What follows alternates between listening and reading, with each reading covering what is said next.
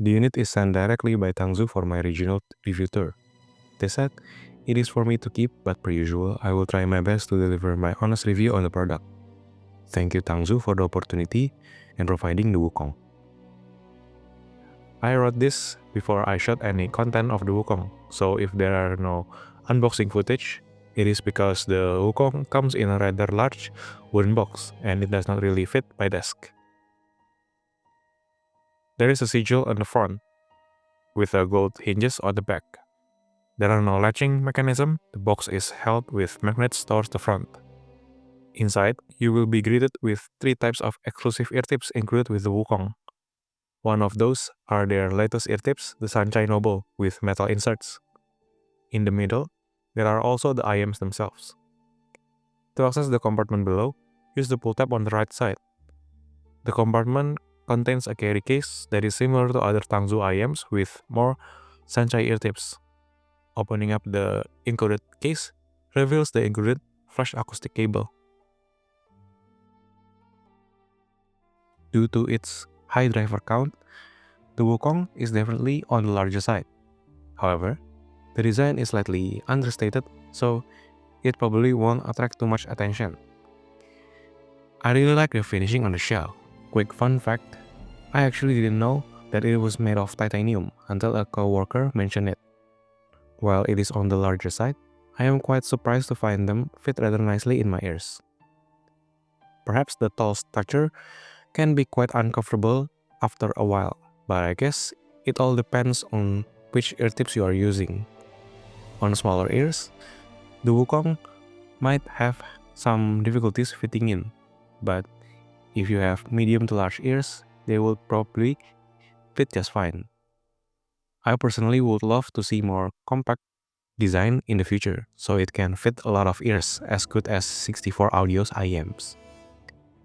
For me, I can only wear the Wukong for around 2 hours tops, and I'm not quite sure if it is because my ears are fatigued after the 2025 PAPI show or if it is Wukong.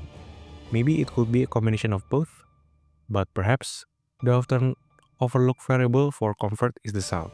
How does the Wukong sounds? The Wukong is a rather energetic sounding IEM with quite a big bass. Tuning-wise, it might not be as safe as most flagships, but I guess it is nice so it works with various people across genres. As previously mentioned, the bass is rather huge. Perhaps it is slightly leaning towards the mid-bassy kind of bass, but depending on what ear tips you are pairing with the Wukong, the bass characteristic may change accordingly. The first time I listened to them, I was using the included Icelab Origin. I find the bass rather lacking in rumble. Changing the ear tips to a pair of Final Type E makes the sound a little rumblier, and I also like what it is doing to the upper mid-range to treble area.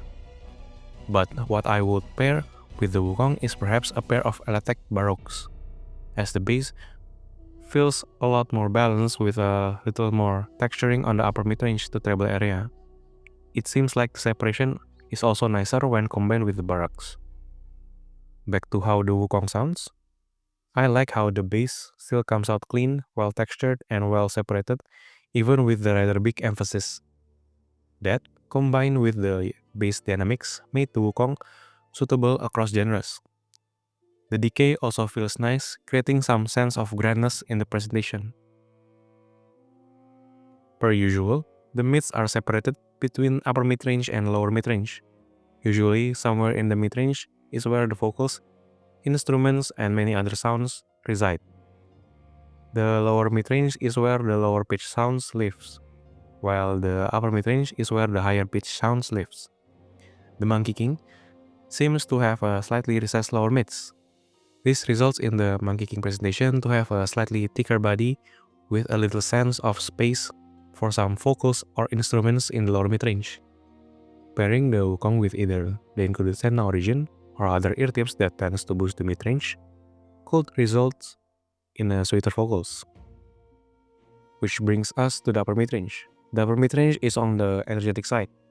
You could make out some of that sparkle on higher female vocals. The sweetness combined with the treble may cause fatigue over longer listening sessions. The upper mid-range is also nicely textured. Listening to Polivia, Songhajung, and many other strings with this set is a bliss. I guess you could say that this set has a quite natural sounding mid-range. While the treble might not be the most extended or as extended as the MEMS 3S 2025 I reviewed a while back, I think the treble presentation is still rather nice. Cymbals have quite the presence with nice quick transients. The Wukong can be counted as a bright IEM as the treble response pushes a lot of that clarity and details. Perhaps, for some, they are not necessarily the areas, but for me, I quite enjoy how they perform. One could also argue that the Wukong is a little too bright for them, causing fatigue over longer listening sessions.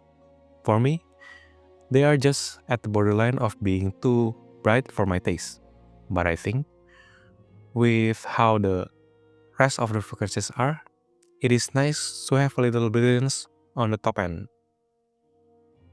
The Monkey King exhibit a great sense of technicalities with fast transient, high detail, and wide sound staging.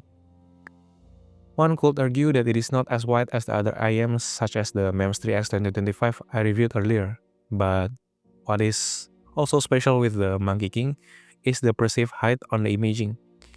Changing your eartips to the included Sedna origin also improves the perceived width and depth of the sound staging. The first thing I notice in my mind is TangZu may have done something with its acoustic chamber. Their detail retrieval seems to also be good, as the Wukong exhibits a lot of nuance across listening sessions. I enjoy a bunch of orchestral, movie and game soundtracks with the Wukong. With the Sedna origin on, I find the overall sound presentation a little on the linear side. However, the technicalities are present with that perceived height on the imaging, wide staging, depth, and layering. There are a lot of micro details to be picked up during listening session with the Wukong. Changing the ear tips to the nobles accentuate the upper mid-range to treble response, giving the sense of presence in the overall presentation. While I think it sacrifices a little bit of that natural mid-range timbre. Overall, I think the Wukong is an immersive set of IEM with good technicalities. I also got a chance to try a game with the Wukong during my test. I find the Wukong performs just okay on competitive game. It seems like it does not really give you the competitive advantage of other, more budget choices like the Blazing Tree. However, if you are into a more immersive experience, perhaps the Wukong can deliver that nicely as movies and TV shows sounds great with the Wukong.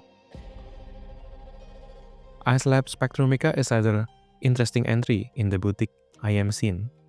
I would like to compare the Wukong to a more popular set like the U12T. However, I couldn't get my hands on one at the time of writing, so the Spectrumica will do. Compared to the Spectrumica, the Wukong seems to be a lot darker. There is a lot more bass texture compared to the Wukong. Perhaps it is the bone conduction doing its thing, but at the same time, I feel like the Spectrumica can be quite hollow at times. The sense of depth and layering is not as pronounced on the Spectrumica, but I feel like the bass presentation of the Spectrumica carries a lot of bad positive notes for me. But for other frequencies and the overall presentation, I think I would prefer the Wukong over the Spectrumica. The Elysian Apostle is another boutique entry that originates from the Southeast Asia region. Costing around $200 less, the Apostle seems to be slightly forward and a little bit cleaner in the mid-range presentation. Compared to the Wukong, the Apostle is also slightly less, both in bass rumble and punch. I would say that the Apostle has a slightly safer, calmer tuning compared to the Wukong. Transient speed seems to be slightly faster with the Apostle. Perhaps it is just a perceived speed as the Apostle's bass is slightly subdued compared to the Wukong. At the end of the day, the choice ultimately comes down to your preference. I think I will slightly prefer the Apostle over the Wukong, solely for the less energetic treble presentation. Being their first $2,000 IEM, I find myself asking the important question of, can a brand known for value-oriented releases stand amongst other high-end entries? The Wukong marks a significant leap for TangZu into the ultra-premium price bracket. I would definitely say that it is perhaps a courageous leap to take, as TangZu is previously known for their accessible and value-oriented products.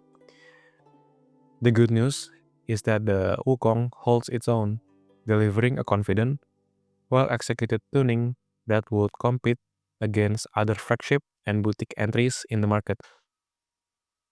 I think their biggest hurdle is not necessarily in its quality or tuning, but it might be of perception. It may take some time for the community to fully embrace TangZu as a true high-end player, but the Wukong marks a confident step in that direction. The TangZu Monkey King or the Wukong is the new top-of-the-line IEM from TangZu Audio, costing around $1,900 at time of writing. The Wukong is definitely a bold entry to the top-of-the-line scene from TangZu. Sound presentation is bold and energetic, with its prominent yet clean and dynamic bass. Its slightly recessed lower mid-range and energetic upper mid-range creates a rather energetic yet natural textured sound. The treble is on the bright, detailed side, pushing clarity without being overly piercing. Although, depending on your preference or your benchmark, you might find the Wukong fatiguing. For me, it can be quite fatiguing on longer, louder listening sessions. In the technical side of things, the Wukong exhibits fast tension, high detail, good amount of width in the soundstage, and impressive perceived height in the imaging. Despite its well-executed sound competing with other flagship, its $2,000 price point from a value-oriented brand like TangZu may raise some question about its market positioning.